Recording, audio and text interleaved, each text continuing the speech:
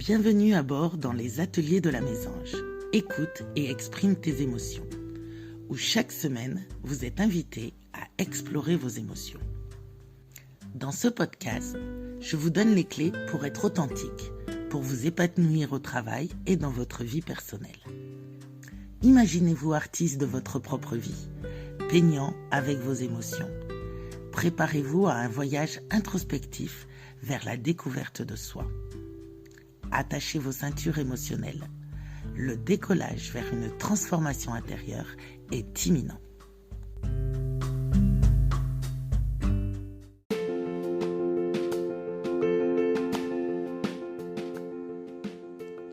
Épisode 5. L'ego et l'empathie dans le milieu socio-médical.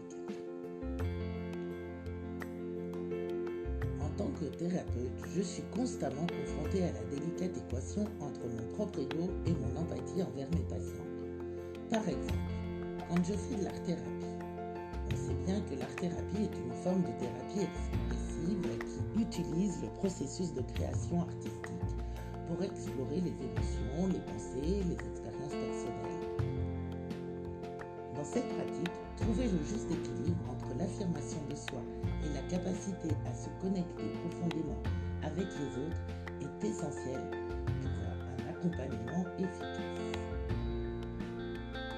D'un côté, l'ego est inévitablement présent.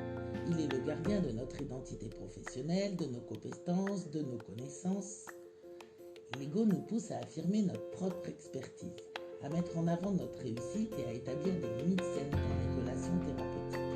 Sans un ego suffisamment fort, nous risquons de perdre notre ancrage professionnel et de nous laisser submerger par les émotions et les expériences des patients. D'un autre côté, l'empathie est le moteur de notre pratique. C'est elle qui nous permet de nous connecter véritablement avec nos patients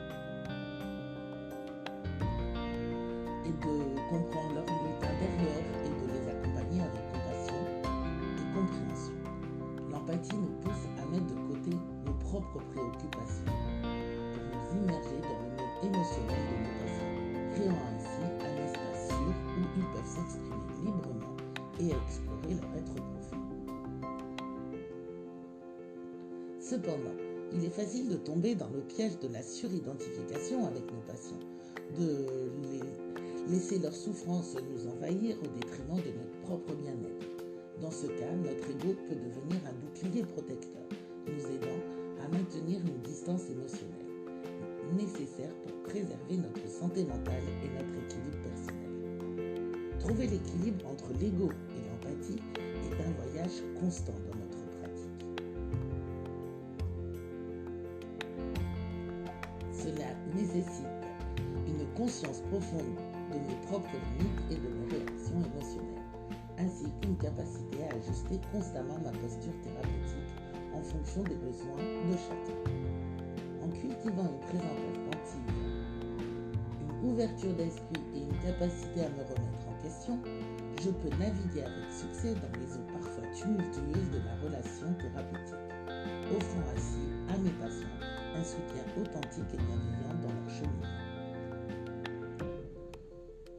Un cheminement qui, évidemment, pour eux, c'est la guérison et la croissance personnelle.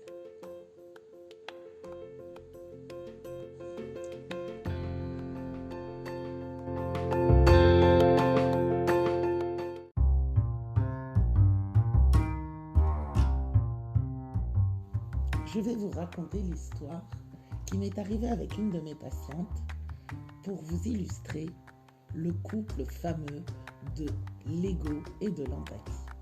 Évidemment, j'ai changé le nom de la patiente ainsi que le contexte. Dans la chaleur douce de la chambre, je m'occupais tendrement de Madame Dupont, une femme remarquable, âgée de 99 ans. Elle était assise dans son fauteuil préféré, ses yeux pétillants de sagesse fixés sur moi. Sa voix douce et rassurante portait le poids de toute une vie d'expérience. Madame Dupont, il est temps de prendre votre traitement pour le cœur, dis-je, sachant que c'était une conversation que nous avions eue maintes fois.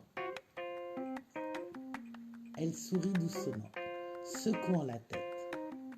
Je vous ai dit, ma chère, que je n'ai pas peur de la mort. J'ai eu une vie merveilleuse.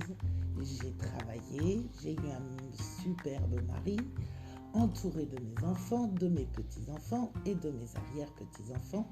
Je suis prête quand mon heure viendra. C'était une réponse que j'avais entendue de nombreuses fois. Mais cette fois-ci, j'étais déterminée à faire entendre raison à son fils qui ne partageait pas la même tranquillité face à la mort. Après tout, il voulait simplement le meilleur pour sa vie. Je pris son fils à part et lui exposai doucement mes préoccupations concernant le refus persistant de sa mère de prendre son traitement. Mais au lieu de recevoir la compréhension, je fus accueilli par un torrent de reproches. Il était évident qu'il ne comprenait pas la perspective de sa mère et craignait de la perdre. De retour auprès de Madame Dupont, je me suis sentie déconcertée et désolée pour le désaccord que j'avais causé entre elle et son fils. Mais alors que je m'apprêtais à m'excuser, elle posa doucement sa main toute ridée sur la mienne. « Ma chère, me dit-elle, je sais que vous avez parlé à mon fils à propos de mes choix et je vous en suis reconnaissante. Mais sachez que c'est ma vie et je veux la vivre selon mes propres termes, même si cela signifie défier les recommandations médicales. » Soudain, tout devient clair pour moi. Dans cette pièce, il y avait deux personnes qui s'aimaient profondément, mais qui voyaient le monde à travers des lentilles différentes. Mon rôle n'était pas de juger, mais de comprendre et de soutenir. C'est ainsi que j'ai appris une leçon précieuse sur l'équilibre entre l'ego et l'empathie. Parfois, il est difficile de naviguer entre nos convictions professionnelles et la volonté de nos patients. Mais c'est de la capacité à comprendre et à respecter leur point de vue que réside la véritable compassion. Et dans ce doux échange entre une infirmière et une femme sage de 99 ans, j'ai trouvé la sagesse et l'humilité nécessaires pour guider mes pas dans ma pratique quotidienne. J'espère que cette histoire capture l'essence de l'ego et de l'empathie dans votre contexte professionnel.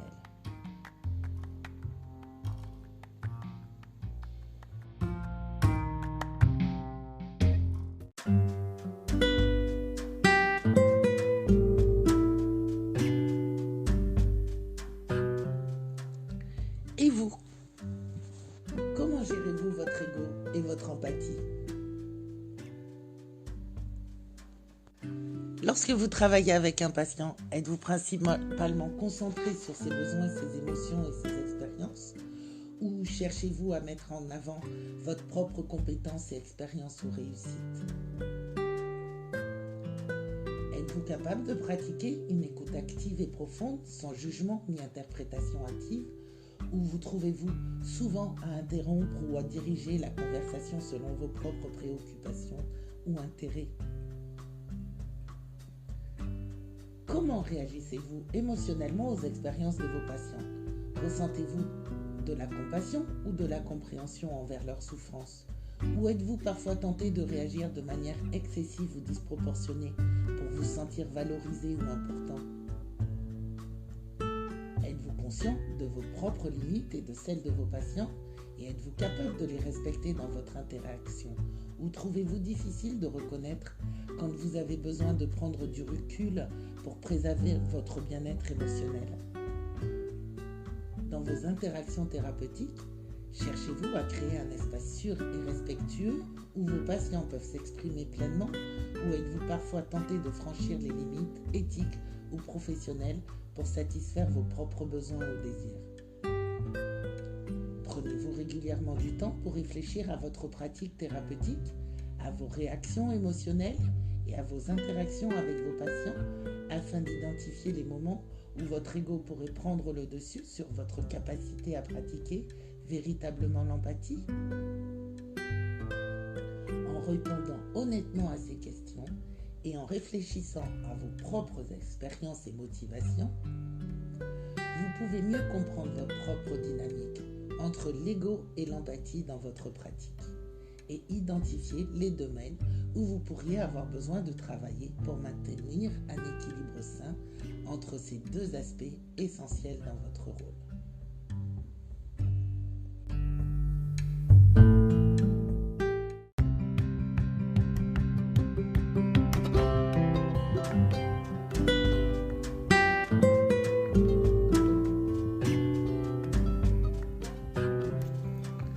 Vous avez à présent un nouvel outil. N'hésitez pas à me contacter pour toute question, consultation ou pour vous inscrire à nos ateliers et formations à l'adresse lamésange4@gmail.com. Partagez ce podcast avec vos proches et collègues. Je suis là pour vous accompagner dans votre parcours. Prenez soin de vous. Rappelez-vous que vous êtes précieux. Merci d'avoir écouté les ateliers de la Mésange. À bientôt pour de nouvelles aventures vers votre bien-être.